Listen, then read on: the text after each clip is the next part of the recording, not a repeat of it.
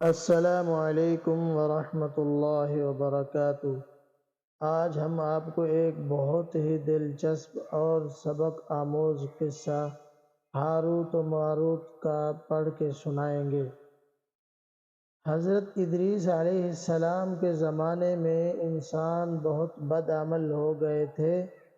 فرشتوں نے بارگاہ الہی میں عرض کیا کہ مولا، انسان بہت بدکار ہے اور یہ خلافت کے لائق نہیں ہے، انہیں معزول کر دیا جائے یا کم از کم خلیفہ یہ رہیں اور وزیر ہم، تاکہ ہم ان کے بگڑے کام سنبھال لیں۔ رب تعالیٰ کا ارشاد ہوا کہ اس کو غصہ اور شہوت دیا گیا ہے جس سے زیادہ گناہ کرتا ہے۔ اگر یہ چیزیں تم کو ملیں تم بھی گناہ کرنے لگو۔ فرشتے بولے کہ مولا کریم، ہم تو گناہ کے پاس بھی نہ جائیں گے، خواہ کتنا ہی غصہ اور شہوت ہو۔ حکم ربی ہوا کہ اچھا، تم اپنی جماعت میں سے اعلیٰ درجے کے پرہیزگار فرشتے چھانٹ لاؤ، ان کو غصہ اور شہوت دے دیتے ہیں، پھر امتحان ہو جائے گا۔ چنانچہ ہاروت اور ماروت، جو بڑے ہی عبادت گزار فرشتے تھے، انتخاب میں آ گئے۔ حق تعالیٰ نے ان کو یہ چیزیں یعنی غصہ اور شہوت دے کر شہر بابل میں اتار دیا اور فرمایا کہ تم قاضی بن کر لوگوں کا فیصلہ کیا کرو اور روزانہ اسم اعظم کے ذریعے شام کو آسمان پر آ جایا کرو۔ یہ دونوں ایک مہینہ تک ایسا ہی آتے جاتے رہے۔ اتنے عرصے میں ان کے عدل و انصاف کا عام چرچا ہو گیا اور بہت مقدمے ان کے پاس آنے لگے۔ ایک روز ایک نہایت حسین و جمیل عورت نے، جس کا نام زہرہ تھا، یہ ملک فارس کی رہنے والی تھی، اس نے اپنے خاوند کے خلاف مقدمہ دائر کیا۔ یہ دونوں اسے دیکھتے ہی عاشق زار ہو گئے اور اس سے برے کام کی خواہش کی۔ اس نے کہا، میرا دین کچھ اور ہے اور تمہارا دین کچھ اور اختلاف ہوتے ہوئے یہ نہیں ہو سکتا۔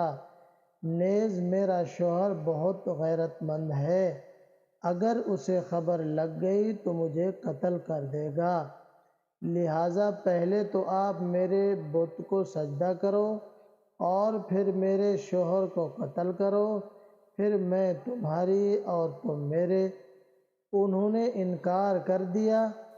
وہ چلی گئی، مگر ان کے دل میں اس کے عشق کی آگ بھڑک گئی۔ آخر اسے پیغام بھیجا کہ ہم تیرے گھر آنا چاہتے ہیں۔ سر آنکھوں پر یہ دونوں اس کے گھر پہنچ گئے۔ اس نے اپنے آپ کو آراستہ کیا اور ان سے بولی کہ یا تو آپ لوگ مجھے اسم اعظم سکھا دیں، یا بت کو سجدہ کریں، یا شوہر کو قتل کریں، یا شراب پی لیں۔ انہوں نے سوچا کہ اسم اعظم اسرار الہی ہے، اس کو ظاہر کرنا بہت ظلم ہے، بت پرستی کرنا شرک ہے اور قتل حق العباد۔ لاؤ شراب پی لے۔ چنانچہ شراب پی لی۔ جب شراب پی کر مست ہو گئے، زہرہ نے ان سے بت کو سجدہ بھی کروا لیا، اپنے شوہر کو قتل بھی اور اسم اعظم بھی پوچھ لیا۔ زہرہ تو اسم اعظم پڑھ کر صورت بدل کر آسمان پر پہنچ گئی۔ حق تعالیٰ نے اس کی روح کو زہرہ ستارہ سے متصل کیا اور اس کی شکل زہرہ ستارہ کی طرح ہو گئی۔ جب ان کا نشہ اترا تو یہ اسم اعظم بھول چکے تھے اور اپنے کیے پر نادم و شرمندہ تھے۔ حق تعالیٰ نے فرشتوں سے فرمایا کہ انسان میری تجلی سے دور رہتا ہے، یہ دونوں شام کو حاضر بارگاہ ہوتے تھے، پھر بھی شہوت سے مغلوب ہو کر سب کچھ کر بیٹھے۔ اگر انسان سے گناہ سرزد ہو تو کیا تعجب ہے؟ تمام فرشتوں نے اپنی خطا کا اقرار کیا اور زمین والوں پر بجائے لعن طعن کرنے کے ان کے لیے دعائے مغفرت کرنے لگے۔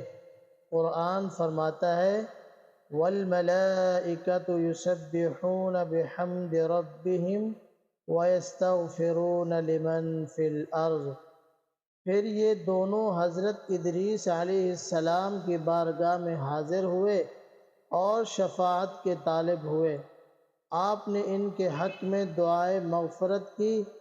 بہت روز کے بعد حکم الہی آیا کہ ان کو اختیار دیجیے کہ یہ یا تو دنیاوی عذاب قبول کر لیں یا آخرت کا۔ حضرت ادریس علیہ السلام نے انہیں حکم الہی پہنچایا۔ انہوں نے عرض کیا کہ یا نبی اللہ، دنیا کا عذاب فانی اور آخرت کا عذاب ابدالآباد تک باقی رہے گا، ہم کو دنیاوی عذاب منظور ہے۔ چنانچہ حق تعالیٰ نے فرشتوں کو حکم دیا کہ ان دونوں کو لوہے کی زنجیروں میں جکڑ کر بابل کے کنویں میں اوندھا لٹکا دیں۔ اس کنویں میں آگ بھڑک رہی ہے اور یہ لٹکے ہوئے ہیں۔ فرشتے باری باری ہر وقت ان کو کوڑے مارتے ہیں۔ سخت پیاس سے ان کی زبانیں باہر لٹکی ہوئی ہیں۔ یہ عذاب قیامت تک ایسا ہی شدید رہنے والا ہے۔